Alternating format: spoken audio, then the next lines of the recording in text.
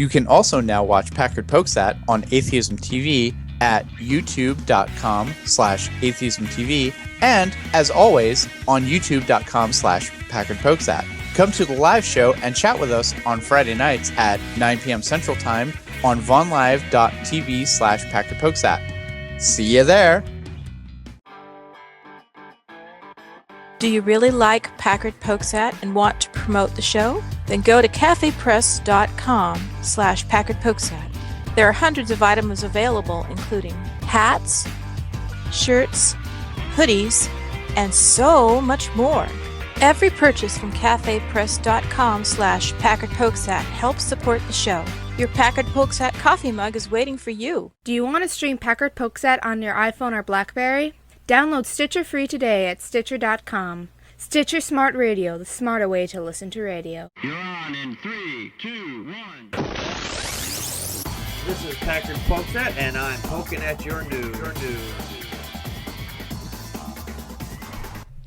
Good evening, everyone. Welcome to another fine edition of Packard Pokes At. I am your immutable and unmutable host, Packard Sonic. And joining me tonight from the far East Coast is Crystal Says So. Good evening, sinners. Glad to see you guys back. Yes, we're glad to be back. And joining us from the far West Coast is Connie Practical Magic. Let me look at my calculations. Here it is. Breach hull, all die. Even had it underlined. Is anything like Control-Alt-Delete? I don't know. I suppose so. All right, well, we have another nice short show for you tonight, so let's get going for our first story for this evening. Building a better future, science and technology. Out in Utah, there is a man, he has a serious case of OCD. And OCD, if you don't know what it means obsessive compulsive disorder. It is so bad, it's actually disabling. He cannot work, can't have a relationship, things like that. Instead of trying to give him drugs, because most patients, and there's only about 100 of them here in the United States, or worldwide rather, that have OCD so bad that even medication can't help them. So what they did was they implanted wires into his brain, and it sends electroneural shocks to parts of his brain, so it basically stops this disorder from happening.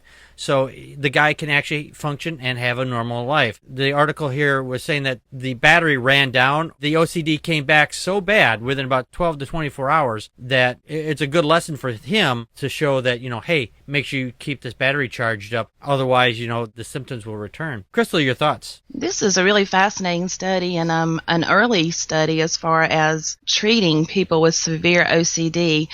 This is a 37-year-old veteran that suffered from quite severe OCD, and it sounds like really some other problems too, occasionally paranoid, and like you said, can't hold a job, can't have a meaningful relationship. And they're doing this deep brain stimulation with the electrodes, and he was in control of this and controlling the voltage and the amount that he got. And it did alleviate his symptoms to where he could go on to volunteer. He could, he got married. And that's really just, it's fascinating science for one thing. So according to the International OCD Foundation, 1 in 100 adults, or that's roughly about 2.3 million people in the United States alone, have OCD. That's roughly the same number of people that are living in Houston, Texas. Now, I think also there's 1 in 200 children, which is about 500,000 kids in the United States too, teens and kids. I think with this study, what I found the most fascinating about it was not only how effective this treatment was, but also that they did the genome sequencing here, a complete genome sequencing that, was able to tell this guy other health problems that he had. Really? And then he came back something like with 3 gene variants that's been associated in other studies with neuropsychotic illness. So they also received genetic counseling post-test. Like, it also revealed he had cataracts and night blindness, things that you can see this going down the road for just prevention, maybe even for troops. This was a really good thing with the soldiers, maybe finding out who may have problems before they go to war. You know what I mean? Oh, yeah, absolutely. And Connie found this story. This is a great story, Connie. Yes, it was. Oh, thank you. The part here I was reading where it says the battery actually had just ran down, that's when the OCD would start returning. Connie, your thoughts? Oh yeah, no, that was really interesting, Packard, because within 12 to 24 hours, the patient, when his battery was running down, he was debilitated. But the real key is the genome sequencing, which, I mean, I found the story, but it was so over my head with all of this medical terminology. But the mapping of the genome is really very interesting. They found at least 3 gene variants or alleles that have been associated with other studies with psychiatric illnesses.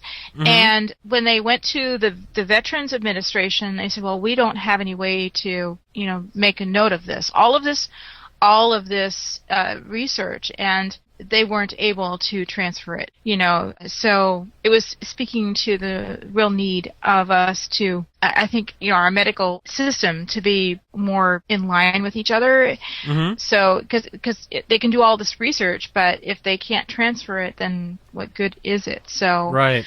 Yeah, I was just want to add on something to what Crystal said here, or actually something I said actually.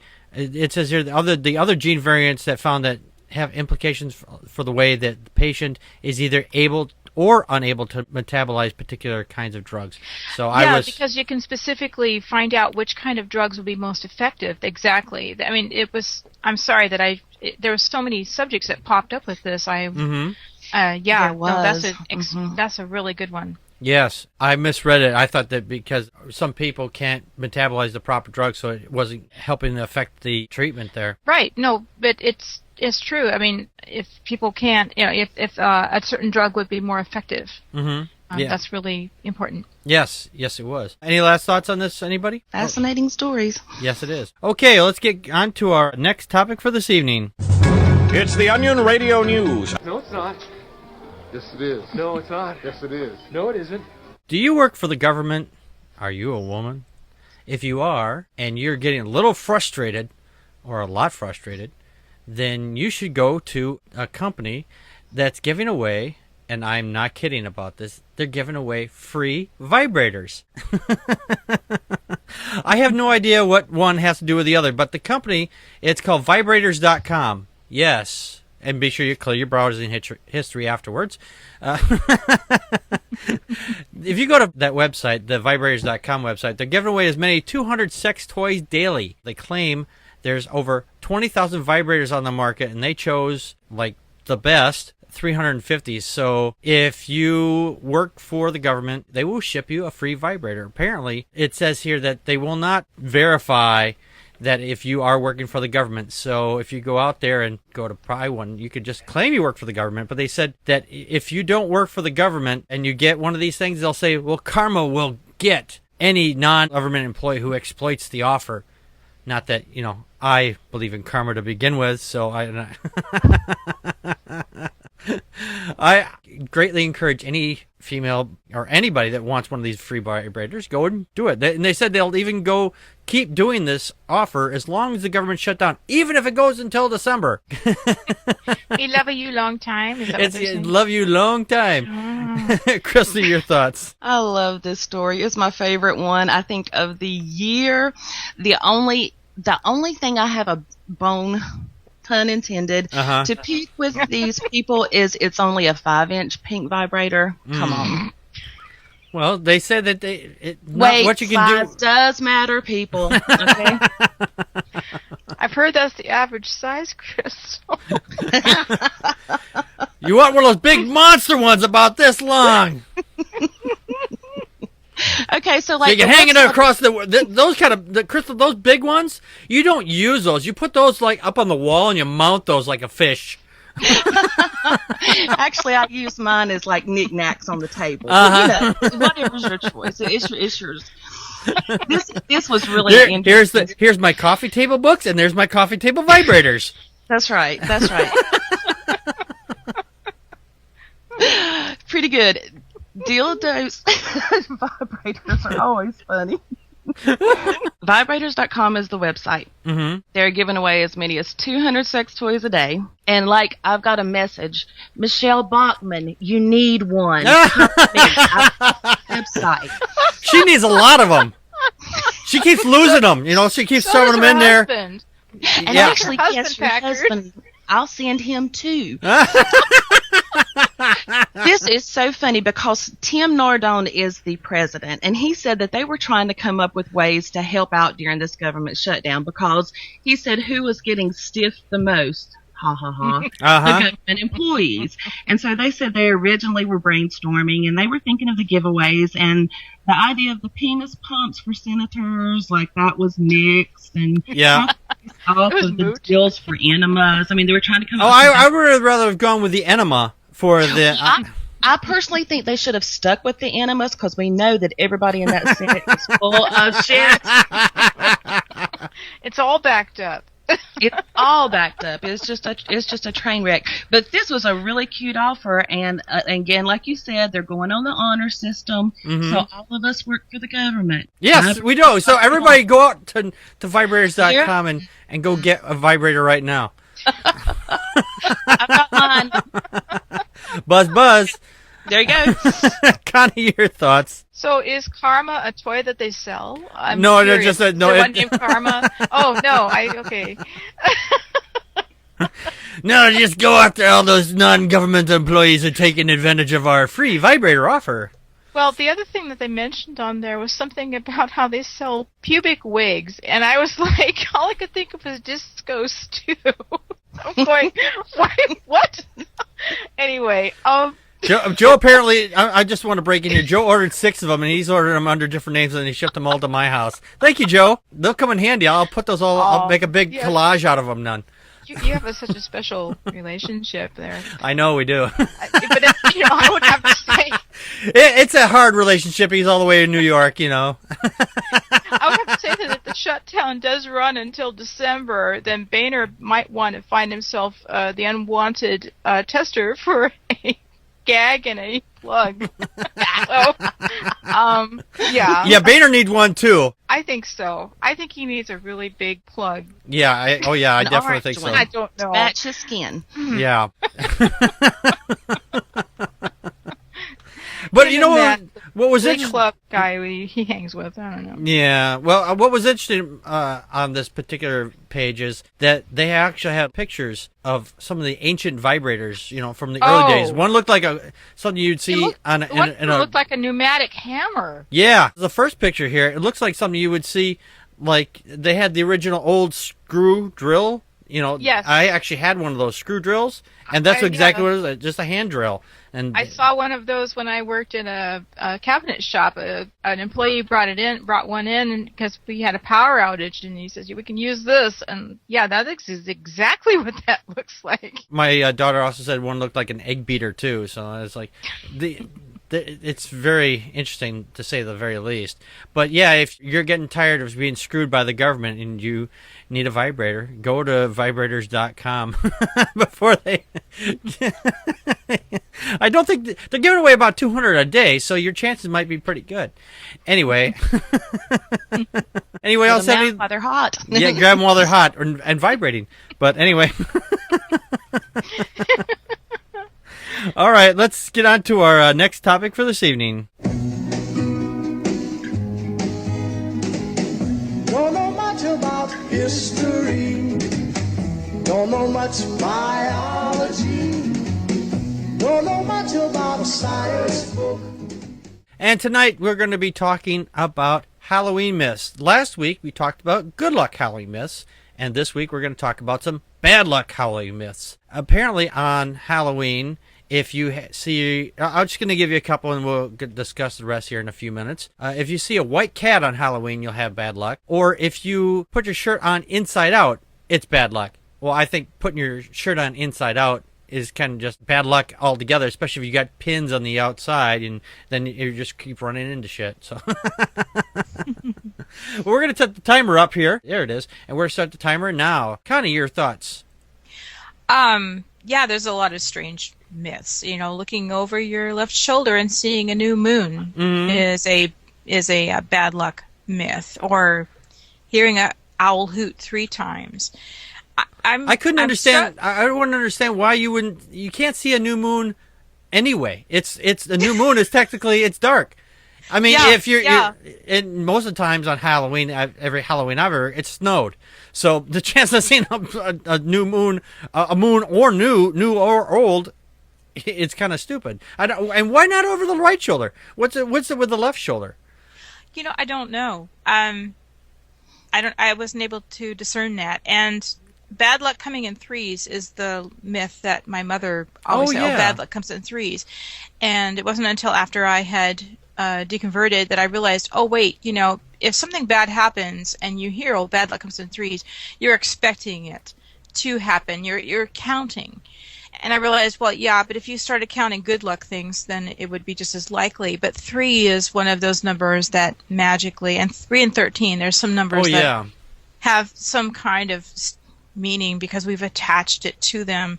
I don't know. I mean, for myself, I look at it and I think that I realized afterwards that, praying is actually kind of a luck thing. When something bad happens, you start praying for somebody and you want that, or you're thinking good thoughts about somebody, and then when they get better you say, well, it's because I prayed or I said something for them or I'm thinking about them. Right. So we attach a lot of it.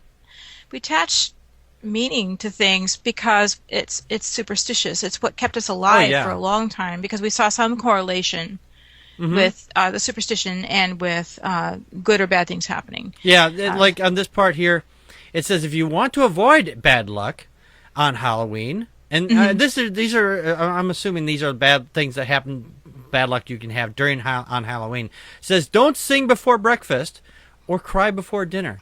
Why? How random can you be? How random can you be? As you wake up this morning, I feel like a song. I would have to say if you're putting in your shirt inside out, you're probably drunk. And you're running out of the house before the husband comes home or something. I don't know. So yeah, you might have some bad luck there. I suppose that goes to the other one where you say if you get out of bed using the left foot, but that's when you get your running start off of Exactly. That's when her husband's coming home. Shit, I gotta go. Is that bad luck or stupidity? Yes. The answer is yes.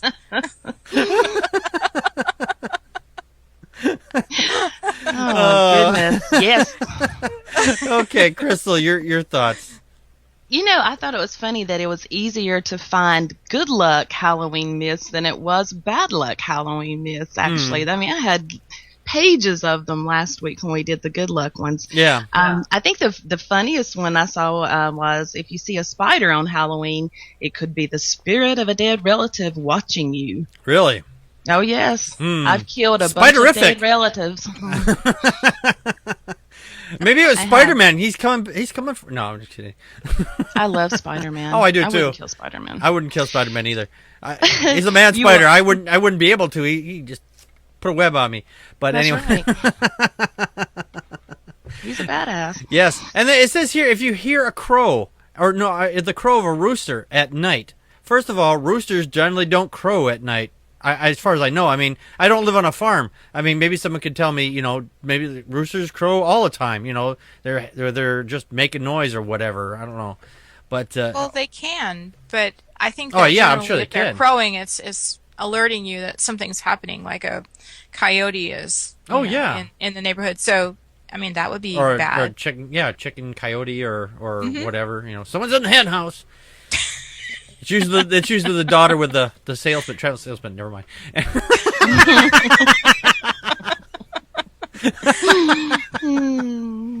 I don't know. I don't understand where the idea is for if you hear 3 hoots of an owl on Halloween. If you hear and you're like, doesn't usually most owls they have several hoots in a row? I mean, what? I don't understand why people would think that 3 hoots of an owl would. Yeah, that's right. I mean, some of these things you can trace back, and a lot of it does trace back to the paganistic beliefs. But some of these things are just so random, and I couldn't find really a lot of things to back up why they actually believe that. Right. There's one here that's pretty. It's just pretty obvious. It says, "Don't open it inside of your house or a building an umbrella, or you'll have bad luck all day."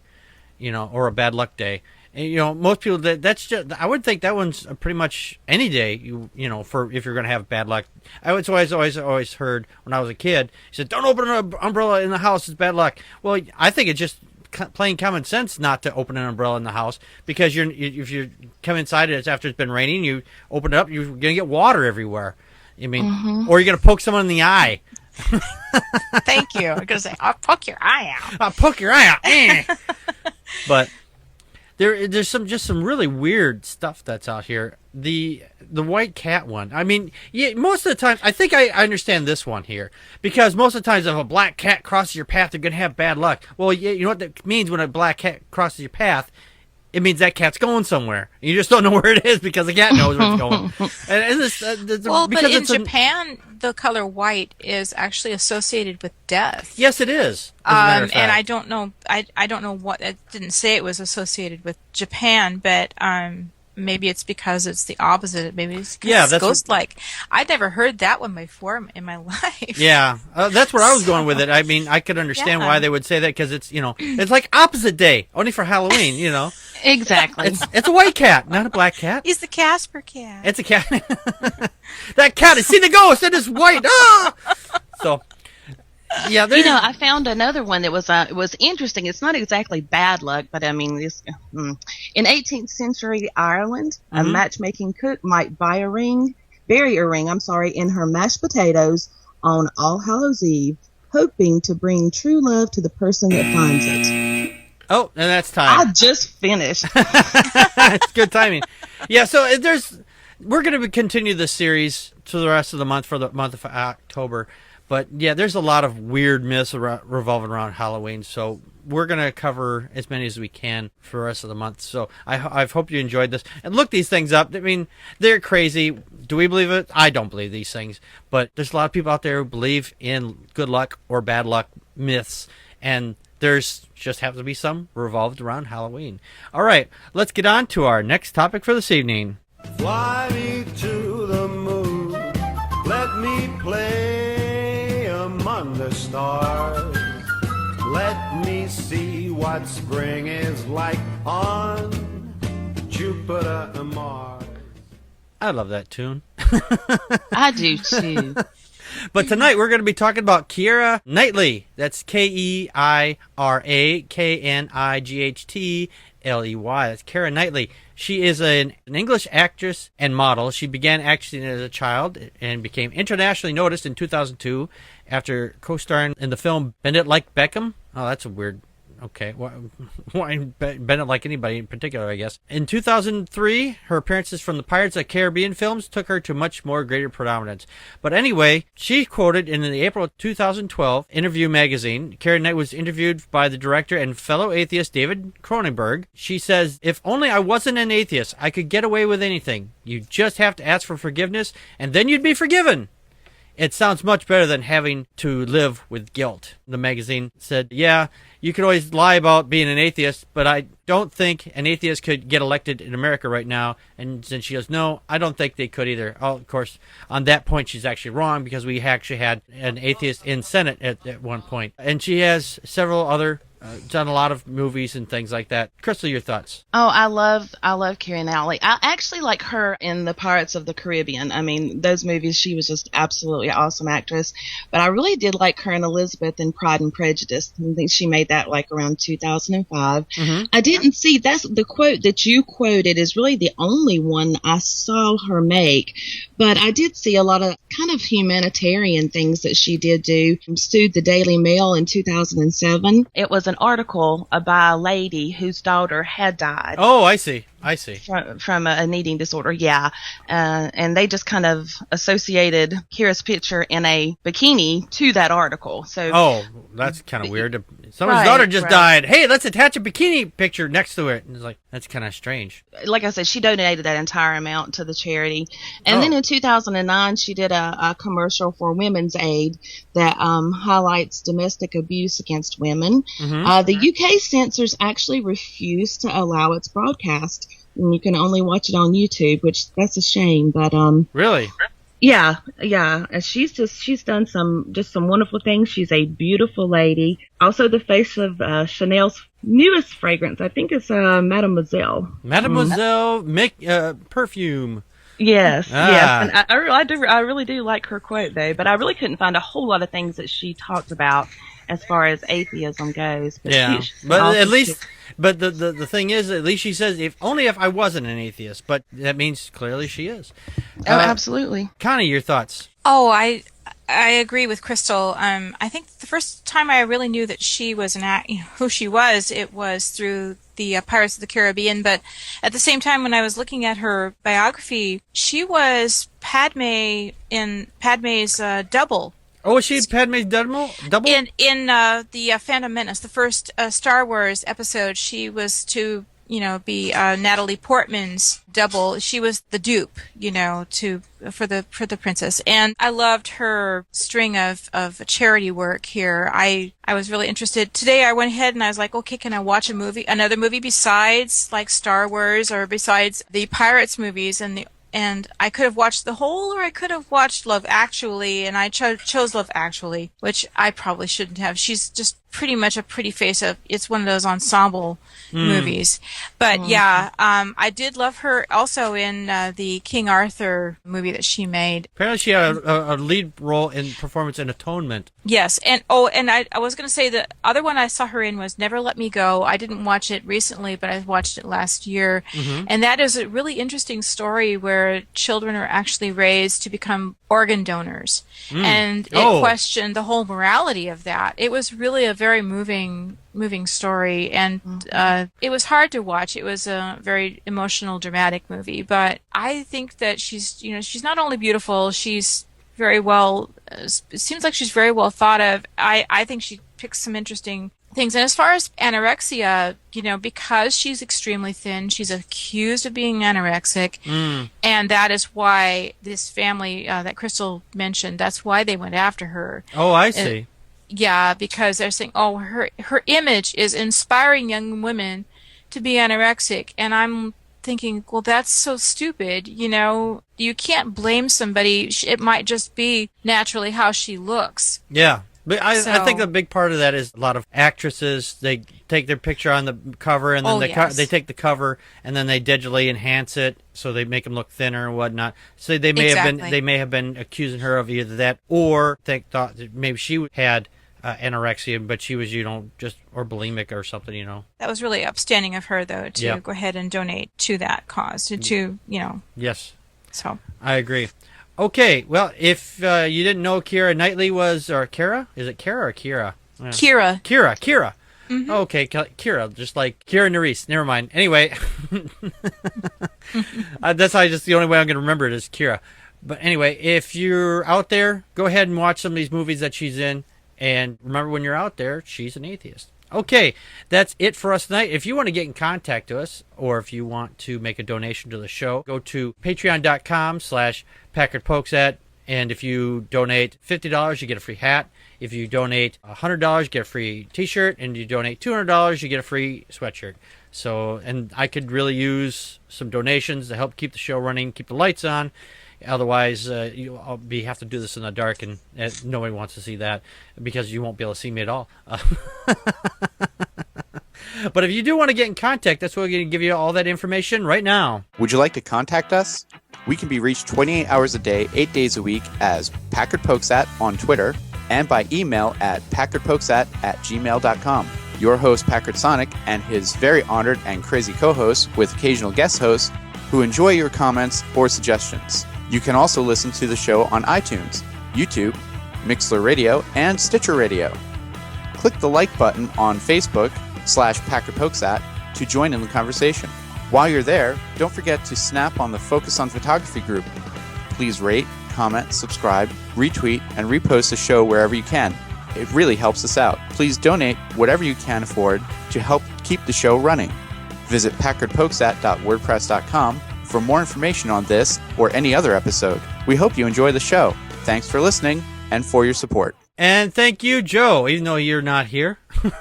He does a good job You with rock, that. Joe. He rocks with that every time. He just breaks right in here and he does that every time. And it does perfectly the same way. He hits the mark. Yes, he does. He hits that mark exactly when I tell him to. Anyway, well, I thank everybody for coming to our short show. We'll be back next week with our regular long show. Until then, this has been Packard Pokes At. We just poked at your news. And that's a wrap.